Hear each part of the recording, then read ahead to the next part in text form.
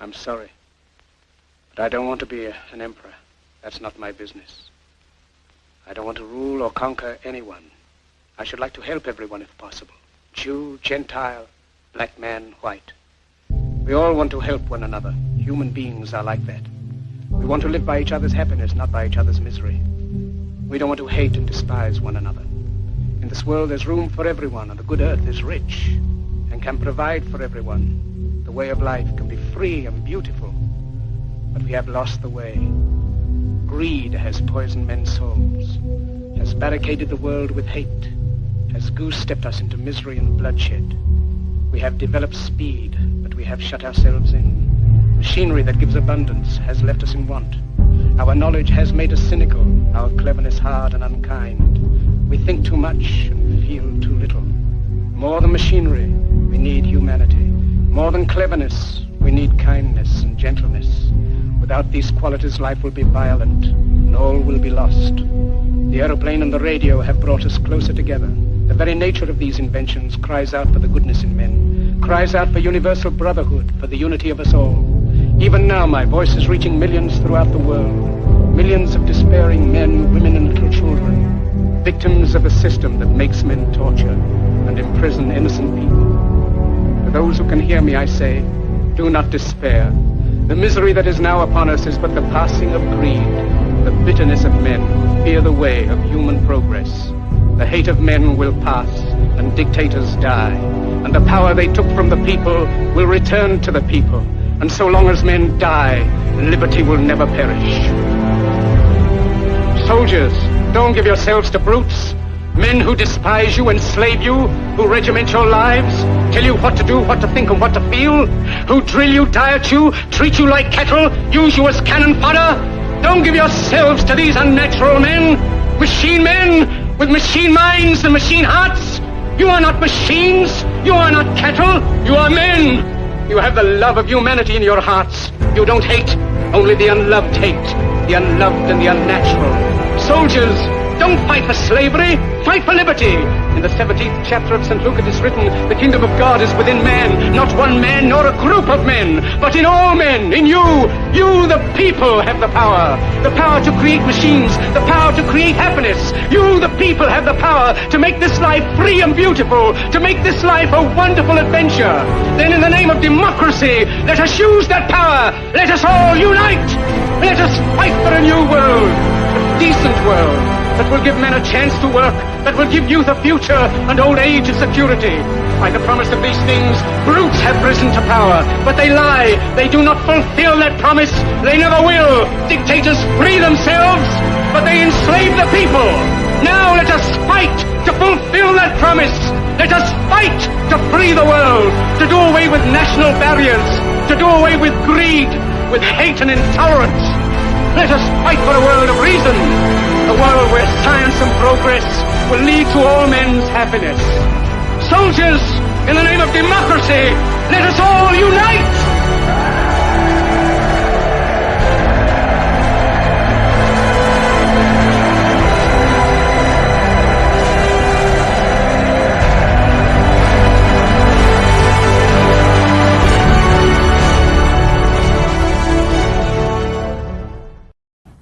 One of the highlights also today here in court was to hear Jennifer Robinson's testimony being read out in the court.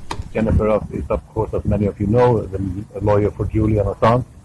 She was testifying to a meeting that happened in 2017, where she was present, a meeting in the Ecuadorian embassy, where a congressman from the United States, a Republican congressman, Dana Rohrabacher, attended and had a meeting with Julian Assange, where he claimed to be there with the full knowledge and the acceptance of Donald Trump, putting on the table basically an offer which he described as quote-unquote win-win offer to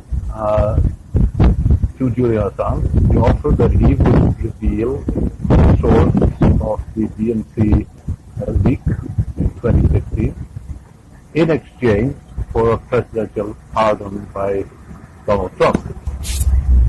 Now, this is important to have on record, And it's important, of course, to understand that it never was a possibility for Julian Assange to accept an offer of this nature. No journalist will ever reveal his sources in exchange for such a favor as was being offered, or even reveal his sources period. And it is important to acknowledge this meeting in the context of the political situation which was happening in the first year of Donald Trump's presidency. It gives you a fuller understanding of the political process that was put in place after this denial by Julian Assange to accept this offer. We saw a toughening stance and a more rigorous determination by the Department of Justice, both in terms of actions and words, to indict Julian Assange, bringing over to the United States, and basically putting him in prison for the rest of his life.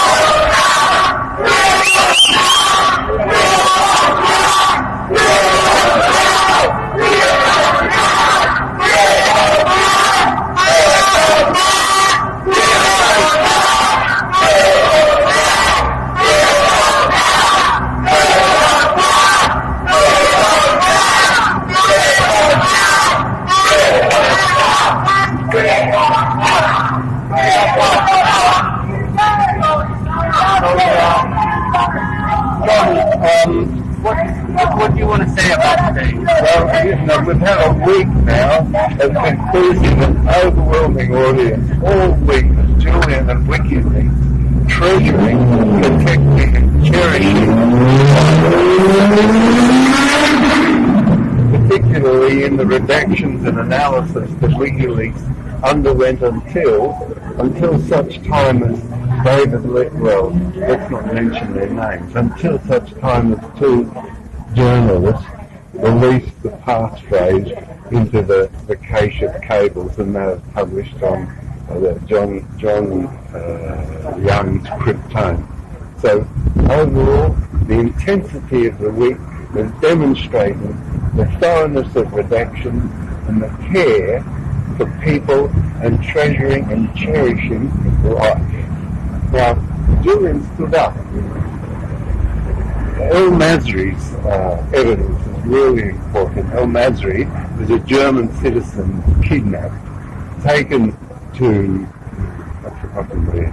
Anyway, he was kidnapped and taken to the United States. John Goet's investigation revealed that the names of the 13 CIA agents and Munich judge issued an arrest warrant which was suppressed.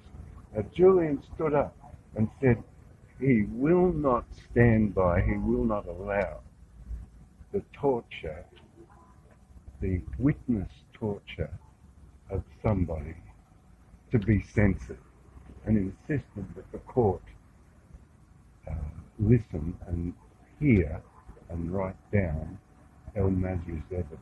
A very noble act. So it was done, and then after that we had an argumentation about whether anybody had ever been persecuted or prosecuted under the